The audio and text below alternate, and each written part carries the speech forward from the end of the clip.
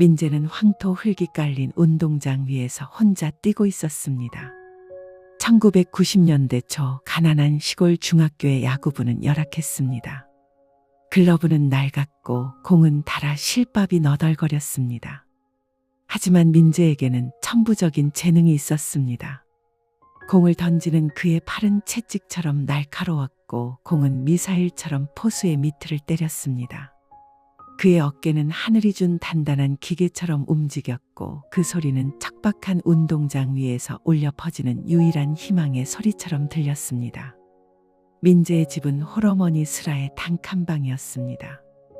민재의 아버지는 한때 프로야구에 촉망받는 투수였습니다. 고교 시절부터 빠른 공으로 이름을 날렸던 그는 프로 1차 지명을 받으며 화려하게 데뷔했습니다. 하지만 2년차 시즌 어깨 부상으로 쓰러진 후 재기하지 못했습니다. 재활에 실패하고 방출된 아버지는 술과 빚에 시달리다 민재가 5살 되던 해 교통사고로 세상을 떠났습니다. 어머니는 남의 집 허드렛 일을 하며 민재를 키웠지만 매달 늘어나는 학비와 야구 용품 비용은 그들의 삶을 짓누르는 감당할 수 없는 무게였습니다. 민재는 밤마다 잠든 어머니 옆에 누워 자신이 가진 재능이 도리어 어머니의 삶을 갉아먹는 짐이 되는 것은 아닌지 스스로를 자책했습니다. 그의 재능은 축복인 동시에 어머니에게는 지고 가야 할 또 하나의 짐처럼 느껴지곤 했습니다. 민재의 어머니는 밤마다 잠든 아들의 굳은 살 박힌 손을 조심스럽게 만졌습니다. 그 작은 손에는 흙먼지와 고통 그리고 곧 터져나갈 듯한 재능이 뒤섞여 있었습니다. 어머니는 아들의 꿈을 꺾는 것이 죄라고 생각했지만 그 꿈을 지키기 위해 자신의 생명을 깎아내는 것 역시 고통이었습니다. 어머니는 가끔 낡은 성경책을 펼쳐 들고 울었습니다. 그 눈물은 아들의 성공을 비는 기도가 아니라 아들에게 가난을 물려준 것에 대한 죄책감의 눈물이었습니다. 어머니는 이 세상을 홀로 걸어가는 아들이 안쓰러워 밤이 깊을 때마다 아들의 베개 옆에 조용히 앉아 그의 숨소리를 듣곤 했습니다. 고단한 하루를 견뎌낸 아들의 평온한 숨소리를 듣는 것만이 어머니가 할 수 있는 전부였습니다. 어머니는 민재의 재능을 믿었지만 그의 꿈을 뒷받침할 돈이 없었습니다. 민재는 가끔 운동장 대신 일용직 노동을 하는 어머니의 옆자리에 서고 싶다는 유혹에 시달리곤 했습니다. 차라리 자신의 꿈을 포기하고 어머니의 짐을 덜어드리는 것이 효도라고 생각하는 날들이 늘어갔습니다. 민재는 매일 새벽 가장 먼저 학교에 나왔습니다. 차가운 새벽 공기가 그의 폐부를 파고들 때마다 그는 고독이라는 낡은 옷을 껴입는 듯한 기분을 느꼈습니다. 그는 아무도 없는 운동장을 마치 세상의 끝처럼 여겼고 그 위에서 혼자 섀도우 피칭을 했습니다. 땅을 박차고 나가는 그의 발소리만이 그가 세상에 존재하고 있다는 유일한 증명인 듯했습니다. 다른 부원들이 훈련 후 깨끗한 운동화로 갈아 신고 집에 가는 모습을 볼 때마다 민재는 자신의 닳고 다른 운동화를 내려다보았습니다. 발가락 부분이 곧 터질 것 같은 운동화. 민재는 걸을 때마다 발가락 부분을 안쪽으로 오므리는 버릇이 생겼습니다. 민재는 훈련이 끝난 후에도 남아서 낡은 글러브를 닦았습니다. 투수에게 글러브는 자신의 손이자 생명과도 같았기에 흙과 땀을 닦아내고 정성껏 관리하는 것은 그에게 무엇보다 중요한 의식이었습니다. 글러브는 이미 수많은 공을 받고 가죽이 해져 있었지만 민재는 그 낡은 가죽에서 나는 냄새를 마치 자신이 갈망하는 꿈의 냄새처럼 소중히 여겼습니다. 그는 글러브를 닦으며 자신의 미래를 그려보았지만 현실의 차가운 그림자는 늘 그 꿈을 덮으려 했습니다. 그때 민재의 삶에 나타난 유일한 쉼표가 바로 황태호 감독이었습니다. 황 감독은 야구 부원들에게 아버지 같은 존재였지만 특히 민재에게는 더욱 각별했습니다. 황 감독은 민재 아버지 김성훈의 고교 시절 절친이었습니다. 함께 프로에 진출했고 황 감독은 10년간 2군과 1군을 오가며 평범한 선수 생활을 마친 후 은퇴했습니다. 반면 성훈은 스타가 될 뻔했지만 부상 이후 추락했습니다. 성훈이 프로팀에서 방출되고 빚에 시달리던 어느 날 밤이었습니다. 늦은 시간 황 감독의 휴대폰이 울렸습니다. 발신자는 성훈이었습니다. 태호야. 성훈의 목소리는 불안하게 떨리고 있었습니다. 길게 이어지는 침묵. 황 감독은 성훈이 무슨 말을 하려는지 짐작했습니다. 한참의 망설임 끝에 성훈은 겨우 목소리를 쥐어짜 말했습니다. 미안한데 혹시 100만 원만 빌려줄 수 있을까? 다음 달에 꼭 갚을게. 황 감독은 수화기를 꽉 쥐었습니다. 그때 아내가 열이 끓는 갓난아이를 안고 방에서 나왔습니다. 갓 태어난 둘째 아이는 계속 고열에 시달려 큰 병원에 가봐야 하는 상황이었습니다. 은퇴 후 변변한 취업도 안 된 상태에서 통장 잔고는 바닥을 보이고 있었습니다. 성훈아. 황 감독의 목소리가 갈라지며 힘겹게 나왔습니다. 미안하다. 나도 지금 애가 아파서. 황 감독은 말끝을 흐릴 수밖에 없었습니다. 전화기 너머에서 성훈이 힘없이 숨을 내쉬는 소리가 그대로 전해졌습니다. 아니야, 내가 미안해. 괜한 전화했어. 황 감독이 다급히 외쳤습니다. 야, 잠깐만. 조금만 기다려봐. 다음 달에 내가 어떻게든 마련해 볼게. 아니야, 괜찮아. 끊는다. 성훈은 황 감독이 더 이상 말을 꺼내기도 전에 전화를 끊어버렸습니다. 황 감독은 먹통이 된 수화기를 든 채 아픈 아이를 안고 있는 아내와 마주보았습니다. 그날 밤 친구에게 돈을 빌려주지 못한 죄책감과 가정을 지켜야 하는 책임감이 그를 동시에 짓눌렀습니다. 황 감독은 한참을 수화기를 들고 서 있었습니다. 전화를 다시 걸어볼까 망설였지만 통장에 있는 돈은 정말 아이 병원비로 써야 했습니다. 결국 황 감독은 수화기를 내려놓았습니다. 그게 성훈과의 마지막 통화였습니다. 며칠 뒤 이른 새벽이었습니다. 황 감독은 갓난아이 때문에 밤새 잠을 설친 터라 울리는 전화벨 소리에 비몽사몽간에 수화기를 들었습니다. 수화기 너머에서는 고교 동창의 다급하고 격앙된 목소리가 터져나왔습니다. 태호야. 성훈이 어젯밤에 갔다. 황 감독의 잠이 순식간에 달아났습니다. 온몸에 피가 차갑게 식는 듯한 충격이었습니다. 그는 목소리를 쥐어짜 물었습니다. 뭐? 그게 무슨 소리야? 말이 되는 소리냐? 동창은 울음기 섞인 목소리로 말을 이어갔습니다. 교통사고라고 해. 어젯밤에 자세한 건 아직 모르겠어. 빈소는 병원 장례식장에 마련됐다고 하더라. 전화가 끊긴 후에도 황 감독은 한동안 멍하니 서 있었습니다. 100만 원 때문에 전화를 끊었던 친구의 목소리, 그 마지막 한숨 소리가 귓가에 맴돌았습니다. 그는 아픈 아이를 안고 잠든 아내를 돌아보았습니다. 새벽의 차가운 공기가 폐부 깊숙이 스며들었지만 그의 심장은 이미 차갑게 굳어버린 듯했습니다. 친구의 비극적인 죽음이 자신이 끝내 외면했던 100만 원 때문이었을지도 모른다는 끔찍한 죄책감이 황 감독을 덮쳤습니다. 수화기 너머의 목소리가 멍하게 울렸지만 황 감독의 머릿속은 100만 원이라는 세 글자만 맴돌았습니다. 만약 그때 돈을 보냈더라면, 그랬다면 성훈이 그 늦은 밤에 절망적인 기분으로 그 차를 타지 않았을 수도 있지 않을까. 빗나간 상상인 줄 알면서도 그 만약이 그의 심장을 짓눌렀습니다. 텅 빈 장례식장은 낯설고 차가웠습니다.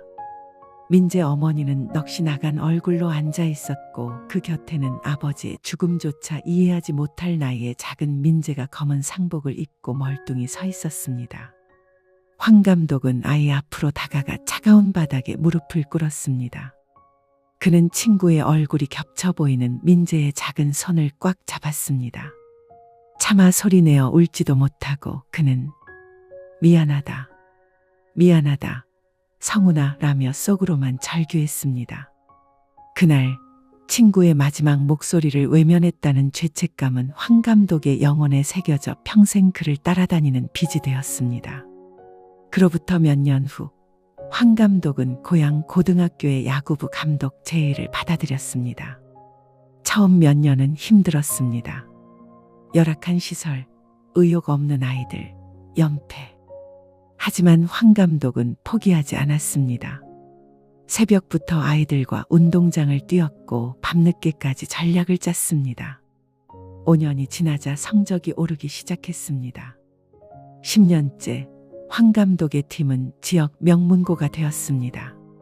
프로 진출 선수도 여럿 배출했고 학교의 지원도 좋아졌습니다. 황 감독은 이제 지역에서 존경받는 명감독이 되었습니다. 하지만 성공할수록 친구 생각이 더 자주 떠올랐습니다. 제자들이 프로에 가는 모습을 볼 때마다 황 감독은 친구의 얼굴을 떠올렸습니다. 그때 내가 조금이라도 도와줬더라면. 그러던 어느 날 지역 중학교 야구부 연습 경기를 참관하러 갔다가 한 투수를 보게 되었습니다. 마운드에서 공을 던지는 그 아이의 모습에 황 감독은 숨이 멎는 듯 했습니다. 황 감독의 손이 미세하게 떨렸습니다. 소년이 와인드업을 시작하는 순간 그 긴장감 넘치는 움직임 속에 잊었던 과거의 환영이 겹쳐 보였기 때문입니다. 민재가 왼 다리를 들어 올리고 무게 중심을 이동하는 그 찰나의 순간 황 감독의 뇌리를 강타한 것은 친구의 모습이었습니다. 두툼한 어깨에서 흘러내리는 채찍 같은 팔, 컴퍼스처럼 마운드에 박혀 움직이는 길고 단단한 하체. 그 완벽한 밸런스가 공을 뿌리는 순간 폭발적인 힘으로 전환되었습니다. 공을 놓는 팔의 궤적은 골리앗을 향해 뿌리는 다윗의 돌팔매 같았고 쉬익 하는 섬뜩한 마찰음을 내며 날아갔습니다. 포수가 공을 받아내는 순간 퍽 하는 소리가 벤치까지 울려 퍼졌습니다. 중학생이라고는 도저히 믿기 힘든 마치 프로의 그것과 같은 묵직하고 폭발적인 강속구였습니다. 경기가 끝나고 황 감독은 그 아이에게 다가갔습니다. 이름이 뭐니? 민재요. 김민재. 황 감독의 손이 떨렸습니다. 친구의 아들일지도 모른다는 예감이 확신으로 변하는 순간이었습니다. 그는 애써 목소리를 가다듬고 다시 물었습니다. 혹시 아버님 함자가 어떻게 되시니? 김성훈인데요. 황 감독은 순간 말을 잇지 못했습니다. 마운드 위에서 봤던 친구와 꼭 닮은 그 예리한 눈빛이 바로 앞에 있었습니다. 그렇구나. 나는 황태호라고 한다. 내 아버지랑 고등학교 때 같이 야구했던 제일 친한 친구야. 황 감독은 민재의 다른 운동화와 해진 유니폼을 물끄러미 바라보았습니다. 그리고는 조심스럽게 다시 물었습니다. 어머니는 잘 계시니? 민재는 아버지를 안다는 낯선 감독의 등장에 놀란 듯 잠시 멈칫하다가 작게 고개를 끄덕였습니다. 그날 저녁 황 감독은 민재의 집을 찾아갔습니다. 좁은 단칸방에서 어머니는 황 감독을 보자 눈물을 흘렸습니다. 감독님. 황 감독도 말을 잇지 못했습니다. 재수 씨, 민재를 제가 맡겠습니다. 고등학교는 저희 학교로 오게 해주십시오. 기숙사에서 지내게 하겠습니다. 어머니는 손사래를 쳤습니다. 어떻게 그런 패를. 황 감독의 목소리가 떨렸습니다. 그때 민재 아버지가 도움을 청했을 때 제가 외면했습니다. 그게 제 평생의 빚입니다. 이제라도 제가 해야 할 일을 하게 해주십시오. 그렇게 민재는 고등학교에 진학하며 황 감독의 학교 기숙사로 들어왔습니다. 황 감독은 그날 밤 잠을 이루지 못했습니다. 이 아이만큼은 친구와 다른 길을 걷게 해주겠다고 다짐했습니다. 황 감독은 민재의 말 없는 침묵을 한눈에 읽어냈습니다. 말을 아끼는 민재의 눈빛 속에서 감독은 친구의 아들이 짊어진 가난과 결핍을 읽어냈습니다.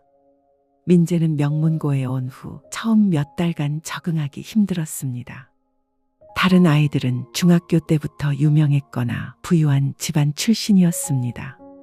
최신 장비를 갖춘 아이들 사이에서 민재의 낡은 글러브는 너무나 초라했습니다.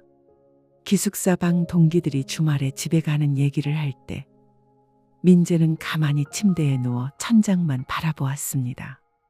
더 힘든 것은 다른 부모들의 시선이었습니다. 어느 날 한 선배가 물었습니다. 너 장학생이지? 감독님 특채? 그 말 뒤에는 실력도 없으면서 연줄로 왔다는 소문이 따라다녔습니다. 학부모 모임에서는 민재를 두고 저 아이 때문에 우리 애가 기회를 빼앗긴다는 불만이 나왔다는 소식도 들려왔습니다. 황 감독은 민재를 공개적으로 감싸줄 수 없었습니다. 오히려 다른 선수들보다 더 혹독하게 훈련시켰습니다. 그래야만 다른 부모들의 입을 막을 수 있었기 때문입니다. 민재도 그걸 알고 있었습니다. 자신이 실력으로 증명하지 못하면 황 감독까지 곤란해진다는 것을 민재는 남들보다 2배로 연습했습니다. 새벽 5시에 일어나 혼자 운동장을 뛰었고 훈련을 마치고 저녁을 먹은 후에도 운동장에 나와 늦은 밤까지 공을 던졌습니다. 하지만 몸은 점점 지쳐갔고 성적은 기대만큼 오르지 않았습니다. 압박감 속에서 민재의 공은 제구력을 잃어갔습니다. 훈련 태도가 며칠째 흐트러진 것을 황 감독이 눈치챘습니다. 감독은 민재를 불러 세웠습니다. 민재는 고개를 들지 못했습니다. 그는 이미 자신의 어깨에 짊어진 꿈이라는 무거운 짐을 내려놓아야 한다는 결론에 도달하고 있었습니다. 자신이 여기 있는 것이 황 감독에게 피해를 주고 어머니를 더 힘들게 하고 자기 자신마저 무너뜨리고 있다고 생각했습니다. 그날 민재의 글러브가 찢어졌습니다. 민재는 창고 구석에 쪼그리고 앉아 찢어진 글러브를 바라보고 있었습니다. 황 감독이 다가왔습니다. 민재야. 감독은 낡았지만 깨끗하게 손질된 자신의 글러브를 민재 앞에 내밀었습니다. 세상에서 내 편이 되어줄 사람은 많을 수도 있고 아무도 없을 수도 있다. 하지만 내가 너 자신의 편이 되지 않으면 아무도 널 구해줄 수 없어. 내 재능을 제일 먼저 믿어야 할 사람은 바로 너야. 글러브에서는 감독의 땀과 세월이 밴 가죽 냄새가 희미하게 풍겨왔습니다. 민재는 그 글러브를 받아들고 자신의 얼굴을 묶고 울고 싶은 충동을 느꼈습니다. 감독은 민재의 어깨를 한번 두드리고 조용히 자리를 떠났습니다. 민재가 전지훈련 비용을 마련하지 못해 걱정하고 있을 때 황 감독이 말했습니다. 장학생은 전지훈련비도 학교에서 지원된다. 걱정 마라. 황 감독의 목소리는 낮고 단호했습니다. 황 감독은 언제나 그랬듯 민재가 가난 때문에 주저앉지 않도록 묵묵히 그 앞을 지키고 서 있었습니다. 민재는 그 말을 고지곳대로 믿어야 할지 망설여졌습니다. 하지만 지금은 그것이 당연한 혜택인지 아니면 감독의 또 다른 배려인지를 따져 물을 용기가 없었습니다. 그는 훈련에 갈 수 있다는 사실 그 자체에만 매달리기로 했습니다. 나중에야 알게 되었습니다. 다른 장학생들은 그런 혜택이 없었다는 것을. 민재의 훈련 과정은 순탄하지 않았습니다. 선배들의 연습 스케줄에 밀려 학교 실내 연습장 대신 차디찬 비닐하우스 안에서 공을 던져야 했습니다.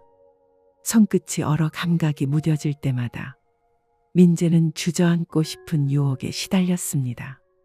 민재는 동료들과 함께 훈련하고 웃기도 했지만 쉬는 시간이 되면 달랐습니다. 다른 아이들이 간식을 먹으러 휴게실로 우르르 몰려갈 때 민재는 애써 그들을 피하려 했습니다. 동료들이 민재야 빨리 와서 먹어라고 부르면 그는 금방 갈게라고 대답하고는 한참 뒤에야 마지못해 휴게실 구석에 꼈습니다. 동료들이 무심코 건네는 빵과 음료수를 받아들 때마다 민재는 그것이 빛처럼 느껴졌습니다. 그는 빵 봉지를 천천히 뜯으며 애써 웃어 보였지만 휴게실의 활기찬 웃음소리는 왠지 자신과 상관없는 소리처럼 멀게만 들렸습니다. 민재는 자신의 어머니만 후원금을 내지 못한다는 걸 알고 있었습니다. 그해 겨울 민재에게 가장 큰 시련이 찾아왔습니다. 혹한의 겨울 훈련 도중 민재는 오른쪽 팔꿈치에 날카로운 통증을 느끼며 쓰러졌습니다. 병원비는 엄두도 낼 수 없었고 민재는 며칠 동안 감독님과 어머니에게 이 사실을 숨겼습니다. 그는 자신의 부상이 희망을 꺾는 또 하나의 비극이 될까 두려웠습니다. 황 감독은 곧바로 민재의 부상을 눈치챘습니다. 민재가 공을 던질 때마다 미세하게 떨리는 눈빛을 감독님은 놓치지 않았습니다. 감독님은 민재를 불러 세워 아무 말 없이 민재의 팔꿈치를 조심스럽게 만져보았습니다. 황 감독은 민재를 데리고 서울의 큰 병원으로 올라가 자신이 아는 의사를 찾아주었습니다. 병원비는 상상 이상이었습니다. 민재는 병원 복도에서 어머니가 낡은 서류 봉투를 들고 불안하게 서 있는 모습을 보았습니다. 어머니의 주름진 얼굴에는 아들의 꿈이 좌절될까 두려워하는 깊은 그늘이 드리워 있었습니다. 황 감독은 어머니 모르게 프로에 진출한 제자들을 일일이 찾아다니며 민재의 이야기를 했습니다. 너희들도 다 이렇게 컸잖아. 이번엔 민재 차례다. 황 감독의 부탁을 받은 선배들은 흔쾌히 치료비를 모아주었습니다. 황 감독은 어머니에게 선배들 후원금으로 처리되었습니다 라고만 짧게 말했습니다. 민재는 나중에야 알았습니다. 황 감독이 얼마나 많은 선배들의 문을 두드렸는지, 그 과정에서 얼마나 고개를 숙이셨는지를. 민재는 그것이 감독님이 돈 대신 자신의 자존심을 내어준 것임을 깨달았습니다. 치료 후 민재는 재활에 매진했습니다. 황 감독은 누구보다 혹독하게 훈련을 시켰지만 민재가 주저앉을 것 같을 때마다 옆에서 말없이 공을 주워주었습니다. 그 공을 줍는 감독님의 굽은 뒷모습은 민재에게 자신이 결코 훈련을 멈출 수 없는 이유였습니다. 민재는 피칭을 할 때마다 팔꿈치에 남은 미세한 통증과 싸워야 했습니다. 그 통증은 민재에게 자신이 받은 희생을 잊지 말라고 속삭이는 듯 했습니다. 재활을 마친 민재는 전보다 더 신중하게, 그러나 더 강하게 공을 던졌습니다. 부상 이전에는 힘으로만 던졌다면 이제는 감독님이 가르쳐준 대로 몸 전체의 균형을 이용했습니다. 그의 공은 이전보다 빨라졌고 제구력은 더욱 정교해졌습니다. 민재가 마운드를 내려와 더그아웃으로 걸어갈 때였습니다. 노골적인 질투와 차가운 시선만이 가득했던 학부모들의 구역에서 기묘한 변화가 감지되었습니다. 얼마 전까지만 해도 민재의 부상을 두고 잘난 척하더니 꼴 좋다며 뒤에서 수군거렸던 그들이었습니다. 하지만 이제 그들의 얼굴에는 어색하고 계산적인 미소와 과도한 친근함이 걸려 있었습니다. 그들의 마음속에는 단 하나의 계산이 자리 잡았습니다. 바로 줄석이었습니다. 고교야구에서 뛰어난 선수 한두 명을 중심으로 그 아래 실력의 선수들을 묶어 대학이나 프로팀에 함께 진출시키는 이른바 끼워팔기 관행을 그들은 너무나 잘 알고 있었기 때문입니다. 민재 어머님, 수고가 많으세요. 우리 애가 요즘 민재한테 투구 자세 좀 배우고 싶어 하는데 괜찮을까요? 민재가 역시 어른스럽고 리더십이 있더라고요. 이전에는 상상도 할 수 없던 칭찬과 호의였습니다. 민재의 공이 강해질수록 그들은 그 공이 자신들의 아들을 더 좋은 대학이나 프로의 문으로 밀어 넣어줄 특급 열쇠로 보았습니다. 고등학교 2학년 여름, 민재는 전국대회 준결승 마운드에 올랐습니다. 9회 말 투아웃 말로 상대팀의 4번 타자가 타석에 들어섰습니다. 관중석에서 어머니가 두 손을 모으고 있었고 덕아웃에서 감독님이 묵묵히 지켜보고 있었습니다. 민재는 깊게 숨을 들이쉬며 와인드업에 들어갔습니다. 첫 공은 직구, 타자가 헛스윙했습니다. 두 번째 공은 바깥쪽 슬라이더, 파울. 세 번째 공을 던지기 전 민재는 감독님을 바라보았습니다. 감독님은 고개를 끄덕였습니다. 민재의 마지막 공은 153km의 직구였습니다. 공은 포수 미트에 꽂혔고 심판의 선이 올라갔습니다. 스트라이크 아웃. 그날 민재는 완투승을 거두었고 팀은 결승에 진출했습니다. 경기가 끝난 후 스카우터들이 민재를 둘러쌌습니다. 하지만 민재는 제일 먼저 감독님에게 달려가 고개를 숙였습니다. 고3이 되자 민재의 이름은 전국에 알려졌습니다. 매 경기마다 스카우터들이 몰려들었고 신문에는 괴물 투수 김민재라는 기사가 실렸습니다. 하지만 민재는 변하지 않았습니다. 여전히 새벽 5시에 일어나 운동장을 뛰었고 훈련이 끝나면 후배들의 폼을 봐주었습니다. 그해 가을 드래프트 날이 왔습니다. 민재는 프로야구 구단의 1차 지명을 받으며 꿈에 그리던 프로 무대를 밟게 되었습니다. 민재가 계약금 3억 원 전액을 어머니께 드리자 어머니는 한참을 돈다발을 바라보며 말이 없었습니다. 그러다 눈물을 훔치며 말씀했습니다. 민재야, 감독님 속옷 한 벌 사서 인사드리러 가자. 그분이 얼마나 우리한테. 어머니의 목소리가 떨렸습니다. 이 돈은 내 힘으로만 번 게 아니다. 감독님이 내게 준 빚이야. 잊지 마라. 어머니의 목소리에는 아들을 향한 대견함과 함께 감독님에 대한 깊은 감사와 미안함이 섞여 있었습니다. 프로 지명 발표가 있던 날, 민재는 유니폼이 아닌 단정한 옷차림으로 어머니와 함께 제일 먼저 감독님을 찾아갔습니다. 감독님은 낡은 교무실 의자에 앉아 계시다가 민재가 문을 열고 들어서는 순간 벌떡 일어났습니다. 그의 얼굴에는 벅찬 감격이 번져 있었습니다. 민재는 감독님 앞으로 다가섰습니다. 감사의 말은 단지 몇 마디의 문장으로 끝낼 수 없었습니다. 그것은 아버지 없는 서름, 어머니의 굽은 어깨 그리고 재활의 고통까지 그 모든 서러움과 고난에 대한 보상이었습니다. 감독님, 정말 감사합니다. 감독님이 아니었다면 저는 아마. 민재는 울먹이며 그 말을 잊지 못했습니다. 목소리는 이미 파르르 떨렸고 고였던 눈물이 흘러내리고 있었습니다. 황 감독은 민재를 꼭 부둥켜 안았습니다. 마치 자신의 젊은 시절 혹은 다시 만난 친구를 안는 듯 모든 회한과 믿음을 실어 민재의 등을 다독였습니다. 민재는 감독님의 굳건한 어깨에 얼굴을 묻은 채 숨이 넘어갈 듯한 울음을 터뜨렸습니다. 그 울음은 환희가 아니었습니다. 억지로 막아왔던 지난 세월의 서러움과 피땀이 뒤섞인 울부짖음이었습니다. 그리고 그 순간 옆에 서 있던 어머니의 눈에서도 끝내 굵은 눈물이 터져나왔습니다. 어머니는 소리내어 울지 않았습니다. 그저 입술을 꽉 깨문 채 가슴을 움켜쥐고 어깨를 들썩이며 흐느낄 뿐이었습니다. 황 감독은 민재의 등을 다독이며 짧게 말했습니다. 잘했다. 이제 시작이다.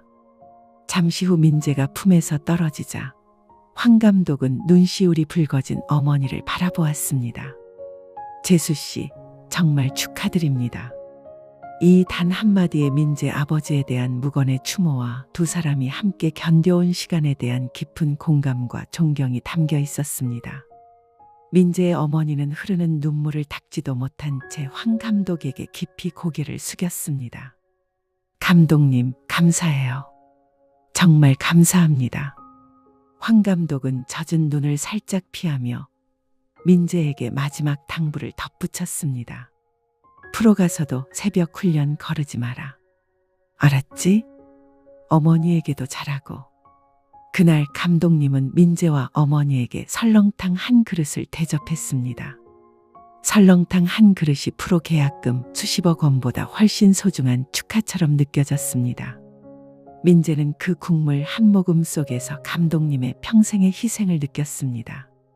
민재는 프로 데뷔 첫해 팀의 에이스로 우뚝 섰습니다. 그의 공은 더욱 빨라졌고 관중들은 열광했습니다. 매 경기가 끝날 때마다 쏟아지는 스포트라이트와 환호성 속에서 민재는 잠시 가난했던 과거와 고독했던 훈련을 잊을 수 있었습니다. 화려한 조명과 연봉의 액수가 그의 삶을 포장하기 시작했습니다. 하지만 그는 언제나 자신의 등 뒤에서 자신을 지켜보던 황 감독님의 모습을 떠올리곤 했습니다. 민재는 감독님께 보답하고 싶었지만 감독님은 늘 연락을 피했습니다. 나는 내가 잘 뛰는 것만 보면 된다. 다른 생각 말고 내 공에만 집중해라. 감독님의 목소리는 여전히 낮고 단호했습니다. 민재는 감독님이 그런 일로 부담을 주길 원치 않으시는 마음이라 생각하고 나중에 크게 성공하여 보답하리라 다짐할 뿐이었습니다. 민재는 그 성공의 빛 속에서 감독님의 그림자가 얼마나 희미해지고 있었는지 깨닫지 못했습니다. 정규 시즌이 끝나고 민재가 압도적인 표 차이로 신인왕에 선정되던 그해 겨울이었습니다. 민재는 가장 먼저 어머니에게 전화를 걸었습니다. 어머니, 저 이제 며칠 뒤에 내려갈게요. 감독님께도 인사드리러 가야죠. 수화기 너머의 어머니 목소리가 잠시 망설였습니다. 민재야, 실은 내가 알아야 할 게 있다. 감독님께서 몸이 많이 편찮으시다. 민재의 가슴이 덜컥 내려앉았습니다. 며칠 전 전화 통화에서도 감독님은 괜찮다고만 하셨는데 민재는 곧장 짐을 챙겨 어머니와 함께 요양원을 찾았습니다. 민재는 요양원 병실 문을 열고 들어섰습니다. 한 손에는 반짝이는 신인상 트로피가 든 가방을, 다른 손에는 과일 바구니를 들고 있었습니다. 황 감독은 침대에 기대앉아 민재를 보고 희미하게 웃었습니다. 하지만 예전 교무실에서 본 활기찬 모습은 온데간데 없었고 수척해진 얼굴에는 깊은 병색이 드리워 있었습니다. 그 곁에는 감독님의 사모님과 민재의 어머니가 함께 앉아 있었습니다. 민재는 트로피가 든 가방을 조심스럽게 침대 옆 협탁 위에 내려놓았습니다. 황 감독은 트로피를 물끄러미 바라보았고 그 묵직한 황금빛이 병실 안을 잠시 밝히는 듯했습니다. 민재는 아무 말 없이 감독님의 침대 발치에 걸터 앉았습니다. 그리고 수척해진 황 감독의 두 다리를 조심스럽게 주무르기 시작했습니다. 투수에게 가장 중요한 하반신, 바로 감독이 민재에게 컴퍼스처럼 단단하게 만들라고 가르쳤던 그 부분이었습니다. 민재의 따뜻한 손길이 황 감독의 싸늘한 다리에 온기를 불어넣었습니다. 황 감독은 미소를 지으며 트로피를 어루만졌습니다. 내 아버지가 이걸 봤어야 했는데. 곁에서 두 사람이 주고받는 눈빛을 보던 사모님과 민재의 어머니는 조용히 눈물을 훔쳤습니다. 잠시 후 황 감독이 창밖으로 길게 쏟아지는 겨울 햇살을 바라보며 나지막이 말했습니다. 민재야, 잠시만. 바람 좀 쐬러 나가자. 사모님이 얼른 침대 옆에 접혀있던 휠체어를 펴서 가져왔습니다. 민재는 조심스러운 동작으로 황 감독의 어깨를 감싸 안아 침대에서 일으켜 세웠고 천천히 휠체어에 앉혀드렸습니다. 그리고 어머니와 사모님의 손에서 휠체어 손잡이를 조용히 넘겨받았습니다. 병원 복도에는 차가운 겨울 햇살이 길게 들어오고 있었습니다. 민재는 황 감독의 휠체어를 밀며 희미하게 빛나는 복도 끝을 향해 천천히 걸어 나갔습니다. 휠체어가 복도를 따라 느리게 움직일 때 황 감독이 고개만 돌려 민재에게 속삭이듯 말했습니다. 민재야, 내 투구폼은 이제 너만의 것이 아니다. 내 아버지의 꿈, 내 어머니의 헌신, 그리고 이 늙은이의 마지막 희망까지 담겨 있는 거다. 절대로 놓치지 마라. 민재는 잠시 멈춰서서 가슴 깊이 숨을 들이마셨습니다. 네, 감독님. 평생 잊지 않겠습니다. 민재와 그의 어머니가 요양원을 나선 후 황 감독은 휠체어에 앉아 창밖을 바라보았습니다. 나란히 걸어가는 두 모자, 머리 너머로 붉은 겨울 하늘이 펼쳐져 있었습니다. 황 감독은 그 하늘을 올려다보며 누구에게도 들리지 않을 만큼 나지막이 읊조리듯 말을 건넸습니다. 야, 이 자식아. 봤지? 내 아들놈의 꿈이 저 하늘 끝까지 펼쳐졌다. 이제 너한테 빚진 거 없다. 나도 이제 좀 쉬어야겠다. 그의 눈가에는 젖은 물기가 아른거렸지만 입가에는 환한 미소가 걸려 있었습니다.